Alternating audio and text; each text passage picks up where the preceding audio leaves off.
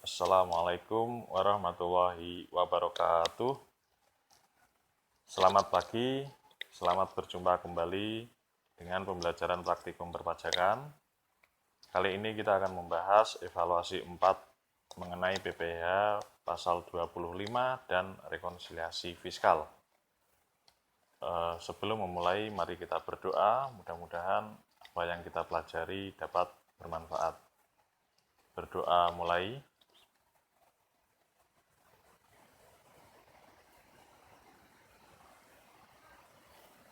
Baik, kita langsung saja ya. Saya masukkan NIM-nya, kemudian program studi, seperti Anda kemarin, di sini ada 20 soal. Oke, kita mulai dari yang pertama. Setoran PPh pasal 25, firma ABC dan rekan bulan Desember 2013 5 juta. Diketahui PPh terutang menurut SPT 2013 100 juta, kredit pajak PPh pasal 23 40 juta. Jika SPT PPh tahunan disampaikan April 2014, berapa angsuran PPh pasal 25 2015? Jadi ketika PPh-nya itu baru disampaikan April, maka Januari, Februari, Maret itu menggunakan perhitungan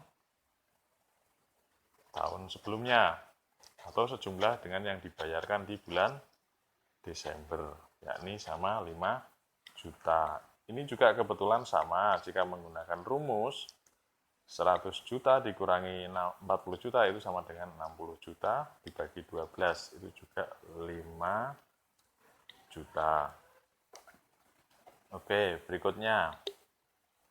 PT SM menyumbang 20 unit AC ke Yayasan Panti Jompo. Nilai buku fiskal AC adalah 15 juta, harga pasar AC 25 juta. Pilih pernyataan di bawah ini yang paling sesuai dengan ketentuan Undang-Undang PPh. Pemberian cuma-cuma, ya, pemberian cuma-cuma. Di sini tidak berbicara masalah keuntungan, sehingga tidak ada keuntungan yang diakui oleh PT SM. Jadi nilai harga pasar itu diabaikan.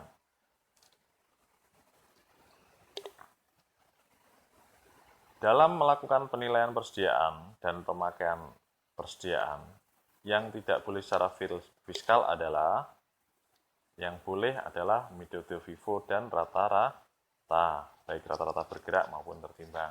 Yang tidak boleh adalah LIFO. Tuan AA adalah bandar togel yang sukses. Tuan AA meraup untung ratusan juta setiap tahunnya. Atas penghasilan tersebut, maka Tuan AA terkait dengan kewajiban pajak, dia wajib setor PPh pasal 25. Kemudian, contoh berikutnya, contoh deductible expense. Deductible expense itu adalah beban yang dapat diakui sebagai beban menurut Undang-Undang PPh, yakni beban transportasi. Pemberian dalam bentuk natural tidak diperkenankan. Biaya listrik rumah direktur ini urusan kepentingan pribadinya karyawan. Dividen juga tidak diperkenankan karena dia mengambil dari komponen laba ditahan. Metode penyusutan aset tetap yang diakui Undang-Undang PPh ada 2, garis lurus dan saldo menurun. Kemudian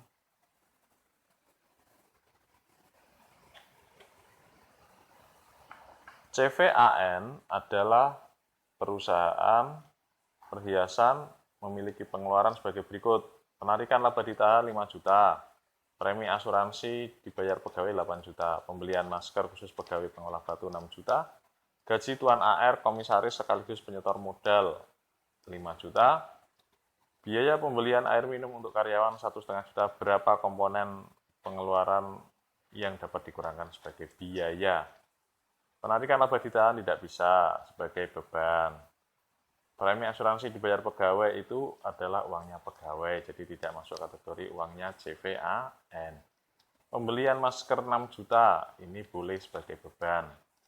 Gaji Tuan AR, karena dia merangkap penyetor modal, maka itu tidak diperkenankan. untuk dibiayakan. Biaya pembelian air minum dan untuk karyawan 1,5 juta ini boleh sebagai beban. Jadi hanya 6 juta dan 1,5 juta. Jawabannya 7,5 juta. Di bawah ini adalah biaya-biaya yang dapat dikurangkan dalam rangka menyusun rekonsiliasi fiskal dalam rangka menghitung PPh tahunan. Kecuali beban amortisasi depresiasi dapat disusutkan, beban gaji karyawan dapat. PPh pasal 21 karyawan, ini adalah kewajibannya karyawan. Jadi kecuali PPh 21 karyawan. Ketika terdapat pengeluaran kas yang menurut PSAK dapat diakui sebagai beban, tetapi menurut Undang-Undang PPh tidak dapat diakui sebagai beban, ya, maka dilakukan koreksi fiskal positif karena bebannya berkurang. Beban berkurang, laba meningkat, PPh-nya meningkat. Berikutnya, PTD memberikan beasiswa kepada Tuan AD untuk mengikuti short course transfer pricing 3 bulan di Australia. Bagaimana perlakuan beasiswa tersebut bagi PTD? Jadi, untuk terkait beasiswa, boleh dikurangkan dari penghasilan bruto 100%. Beban yang dapat dibebankan dalam laporan laba rugi menurut Undang-Undang PPh adalah biaya jabatan, ini wajib ya, kalau ini wajib dikurangkan, tapi untuk penghitungan PPh orang pribadi. PPh itu tidak dibebankan, tetapi dia diperoleh mengurangi laba fiskal. Iuran yang dibayarkan kepada dana pensiun, ini dikurangi dari mana? Dari penghasilannya karyawan. Kemudian yang boleh menjadi beban adalah premi asuransi yang diberikan kepada karyawan. Dari sumbangan berikut, yang tidak boleh dikurangkan dari penghasilan bruto adalah sumbangan kepada tunawisma. Sumbangan dalam rangka penanggulangan bencana nasional boleh. Sumbangan penelitian virus kepada Litbang Universitas boleh. Sumbangan membangun jembatan desa yang roboh boleh. Jadi infrastruktur di sekitar perusahaan atau dalam rangka penelitian pengembangan itu boleh ya. Bagaimana perlakuan biaya BBM mobil perusahaan yang dibawa pulang pegawai tertentu karena jabatannya? Boleh dikurangkan 50%. Berikut adalah biaya sehari-hari yang tidak boleh dikurangkan seluruhnya dari penghasilan bruto. Mana ini? Pembelian pakaian seragam batik. Pembelian masker APD itu boleh. Spare part bus antar jemput karyawan boleh. Seragam satpam boleh. Seragam batik tidak boleh. PT AP mengeluarkan biaya terkait tenaga kerjaan dari iuran yang dibayar oleh PT AP. Yang tidak boleh dikurangkan sebagai biaya adalah iuran JKK diatur ya, JKM diatur, JHT diatur, yang tidak diatur adalah jaminan serikat pekerja. Kemudian pengeluaran biaya-biaya perusahaan berikut ini telah sesuai dengan prinsip matching cost against revenue. Mana ini? Nah, mana yang pembayaran pajaknya yang diakui sebagai biaya tadi yang dilakukan rutin setiap periode. Ini ya, biaya PBB atas tanah dan bangunan dapat dibebankan pada periode terjadinya biaya. Biaya pembangunan, sementara kalau yang D ini, kemudian yang biaya pembangunan gedung, biaya pematangan lahan, biaya BPHTB ini harusnya dikapitalisasi dalam rangka perolehan aset tetap tanah dan bangunan. Sementara biaya PBB atas tanah dan bangunan ini rutin setiap tahun sehingga dapat dibebankan pada periode terjadinya biaya. Ini sesuai prinsip matching cost against revenue. Jadi antara biaya dan beban, antara pendapatan dan biaya ini harus match, harus seimbang pada periode yang sama. PT AD menjual gedung kepada PT BF dengan harga 1,5 miliar. Nilai buku gedung 700 juta. Nilai pasar gedung hasil appraisal 1,8 miliar. Jika antara PT AD dan PT BF tidak ada hubungan istimewa, berapa harga jual gedung tersebut? 1,8 miliar sesuai hasil penilaian appraisal. Pada 14 April 2019, PT AM membeli mobil pick-up seharga 80 juta untuk mengangkut barang hasil produksi. Masa manfaat masuk kelompok 2, 8 tahun ya. Jika disusutkan dengan metode saldo menurun, tarifnya berapa ini? 100% kali 2 dibagi 8, ketemunya 25%.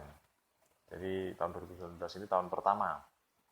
Sehingga besarnya penyusutan fiskalnya adalah dengan metode saldo menurun 25% kali 80 juta, itu hasilnya adalah 20 juta, tetapi ini diperoleh 14 April, sehingga dari April sampai Desember hanya 9/12 bulan. Ya, 9 bulan dalam 12 bulan.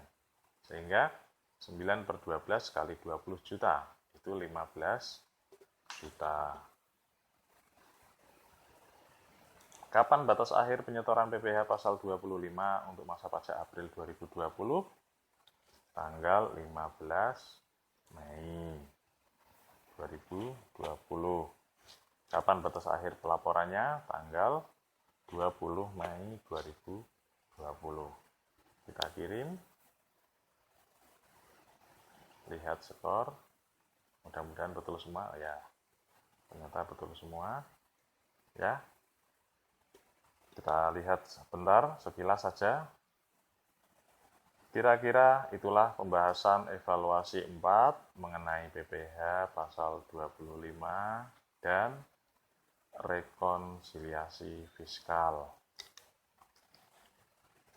Jika ada pertanyaan, ada hal yang kurang paham, silakan ditanyakan melalui forum yang sudah disediakan. Sering-seringlah berlatih, sering-seringlah membaca undang-undang tentang perpajakan, kemudian jangan lupa berdoa kepada Allah Subhanahu wa Ta'ala, karena ilmu itu datangnya dari Allah Subhanahu wa Ta'ala. Selamat beraktivitas kembali. Terima kasih. Assalamualaikum warahmatullahi wabarakatuh.